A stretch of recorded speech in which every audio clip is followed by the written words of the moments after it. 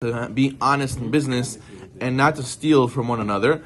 And therefore we said that you have to be naki, you have to be chiste when it comes to making your money and not stealing even in a minute way. As the Gemara Sechet Ta'anit Chafkim Alamud Bet says, Amechelkia Afilu Shalom Lo Yeshiv L'Tamidei Chachamim Shenatnu Lo Shalom Shlo Levatel Mimelechet Ra'ehu. Amechelkia was working as an employee and he was getting paid by the hour, and he even went in to say hello to Torah scholars who greeted him in order to not neglect the work of his employer, not to take away time from his employer. Yaakov Avinu alav shalom, he said explicitly to Lavan in Sefer Bereshit, Hayiti bayom achalani horev vekerach balayla v'didan shnati me'enai. This is how I was, says Yaakov Avinu. By day I was in the scorching heat, and frost by night my sleep drifted from my eyes. So what do we see from here? That he went out of his way to show him, look, I was vigilant no matter the weather, no matter how cold it was, no matter how hot it was. Even if I was tired, I pushed myself to work all the hours I owed you, and I did not let myself steal from you by complaining and saying all the weather or my tiredness. So we see, what are we going to answer? What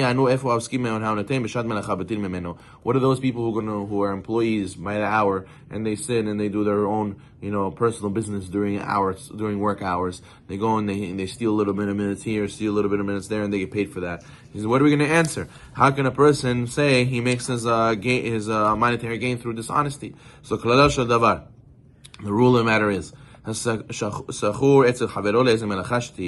you're a paid employee of somebody, all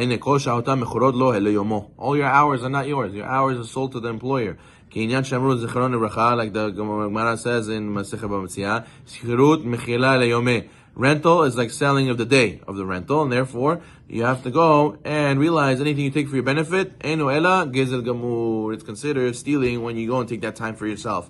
Because and if the employer does not forgive it, then Hashem also does not forgive it. You have to go and ask for forgiveness. Because the sage tells him, unless a person forgives, Hashem does not forgive. So therefore, a person has to make sure not to do his own personal business during the time of the work hours. Now, the person has to know you should know also stealing an object and stealing time is also stealing. Then what? Just like someone steals an object and does a mitzvah with it, what do you say about someone who takes an object and he steals it and he does a mitzvah with it? Is it counted as a mitzvah? Is it good? No. How could it be that the accuser becomes a defender? It can't. This is something that's a category. Any category nasa senegor.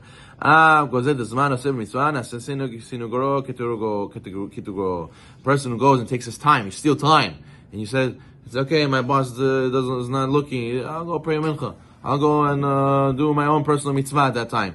You should know your defender, your accuser cannot become your defender. It's an accuser against you. This is a person stole. So therefore, HaKadosh Baruch Hu chavetz ela be'emunah. HaKadosh Baruch Hu wants our faithfulness. So therefore, we have to avoid dishonesty. Then what? Then a person has to make sure to avoid this situation as well. Also, we see Reina Binyan Hona. When it comes to ona'ah, what is ona'ah? Overcharging or financial wronging to one another. How easy for a person to fall in this matter? A person tries to make his schora look nicer in people's eyes. I want people to buy it. To go and to make profit from the labor of his hands. And what? They say, there's people saying, those who are shustra, those who do fast, they'll be successful. The ones who are diligent will prosper. So what happens? But you have to make sure that he doesn't make a mistake. He doesn't make a sin. What? That ki yavor ba'avon hona'ah. A person can do the pasuk in the Torah that says, Lo tonu ish et hamito. You cannot agree your fellow, which means, La'afilu ramot et hagoy asur. People think that stealing from a goy is permitted. Yeah, Rabbi, goy, let him,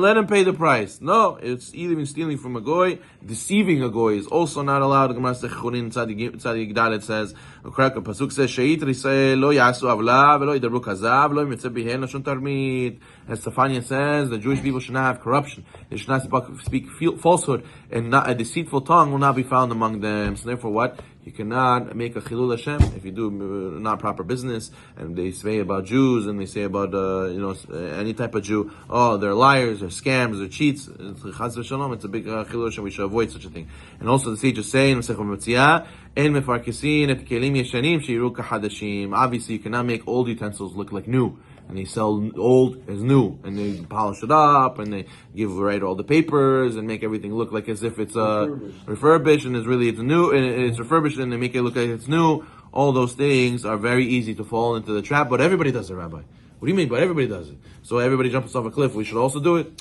So a person has to know, we go by the book. Am Yisrael is a nation of the book, not a nation of doing what everybody else does. And we should also to make parnasah easily, have emunah, and not think that only the way to make it parnasah is by lying and cheating. Rather, HaKadosh Baruch Hu can give us in any way possible, which includes